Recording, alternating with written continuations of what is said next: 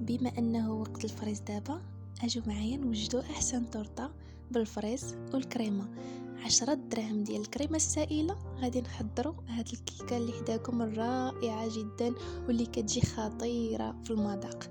غادي ندوزو نحضروا الكيك ديالنا او الجينواز اللي كناخدوا 4 ديال البيضات، شي شويه ديال الخل وقريصه ديال الملحه، كاس ديال السكر. كنطربوا البيض ديالنا مزيان مع داك الكاس ديال السكر، كنبقاو نزيدو شويه مورا شويه حتى كيتضاعف الحجم ديال البيض ديالنا. كما كتشوفوا كنبقى نزيد السكر شويه مورا شويه حتى كنكمل الكاس ديالي كامل. كندوز ندير ساشي ديال الفاني، 2 معالق كبار ديال الزيت، وكندير الدقيق كاس ونص ديال الدقيق، وكنزيد نص خماره يعني 4 غرام ديال خميره الحلويات. ومن بعد من خلطت الخليط ديالي لقيت العجينه باقا شويه سائله، زدت نص كاس ديال الدقيق الابيض. وكما كتشوفوا كنغربلوا الدقيق ديالنا وحتى كنحصلوا على هاد العجين بحال هكا كتكون العجينه ديال الجينواز ديالنا.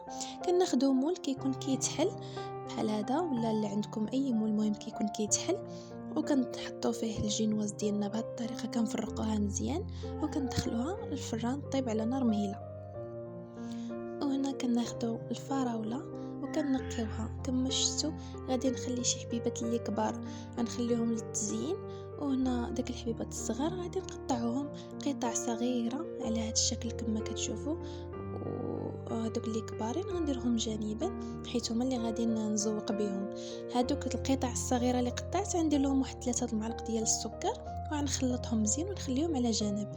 غندوزو ناخذ الكريمه ديالنا السائله، 10 دراهم ديال الكريمه السائله فقط. غنطربوها مزيان حتى تطلع معنا، وغنزيدوها اي ياغورت عندكم في الدار، المهم يكون ياغورت عاقد ولا الجبن. لما كانش دانون نديرو، لما كانش ياغورت نديرو الجبن. كما كتشوفوا كنطربوها عاوتاني مزيان باش كندخلو فيها داك دانون. كتولي عندنا واحد الكريمه خطيره، يعني اللي تقدري تخدميها بواحد السهوله وتقدري تزوقي بها اي كيك.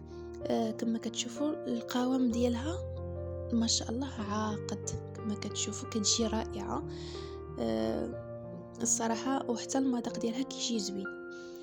هنا جينواز ديالي من بعد ما طابت كنخرجها من الفران، جاتني واحد شويه مائله ماشي مشكل. قطعتها على 2 كما كتشوفوا. هنا هاد الفريز اللي درنا له السكر كما كتشوفوا طلق لينا الماء، غنحيدو منه داك الماء اللي طلق غنخليوه على جنب حيت هو اللي غنسقيو به الجينواز ديالنا.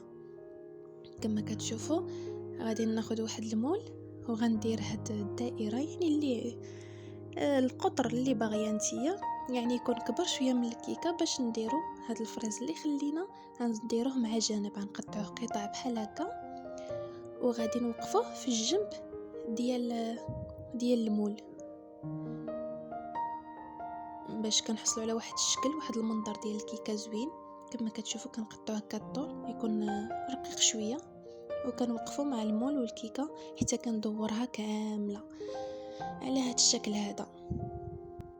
من بعد كنجيب داك السيرو اللي حيدنا من الفريز وكنسقي به الكيكه ديالي على هذا الشكل هذا كما كتشوفوا. وكنبدا نحط الكريمه اللي حضرت معكم وكنطلعوها البنات. كما كتشوفوني راني كنطلع كنديرها مع على داك الفريز اللي وقفت، وكنطلعها هكا مع الجنب ديالو على داك الشكل. وكنزيد الفريز اللي درنا اللي قطعنا قبيله كنزيدوه في الوسط، وكنزيدو عليه شي شويه ديال الكريمه حتى هو عاوتاني هكا كنغطيوه واحد شويه. وكنزيدو الطبقه ديال الجينواز اللي بقات لينا، وراه كنسقيوها البنات انا نسيت ما سقيتهاش. ومن بعد كنديروا الكريمه اللي بقات لينا كنسدو بها كنديروها من الفوق. الطريقه ديال التزيين كتبقى حسب الاختيار ديالك واللي متوفر عندك. انا هنا درت الشوكولا مقطعه، قطعتها على داك الشكل وما بقاليش فراوله، بقات لي غير داك الطريف صغيور درتو تما. الا كان عندكم فراوله يعني الطريقه ديال التزيين كتبقى حسب اللي متوفر عندك. وهذه هي النتيجه ديال الكيك ديالنا. الصراحه كيجي رائع رائع رائع وسهل في التحضير واقتصادي. اهم حاجه هو اقتصادي، عاد تفرحي وليداتك بمكونات بساط واقتصاديه الصراحه وكتجي بنينه. نتمنى ان شاء الله تجربوها. الصراحه كتستاهل التجربه، خصوصا دابا الوقيته ديال الفريز، الفراوله موجوده في السوق ديالنا.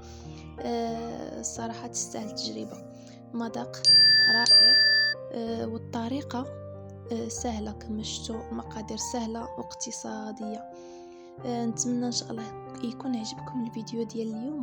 ما تنسونيش من المشاركه في القناه والاشتراك وشجيم باش يوصلكم الفيديوهات الجدادين ديالي. وان شاء الله اي وصفه سهله غادي نبقى نشاركها معكم كما ديما.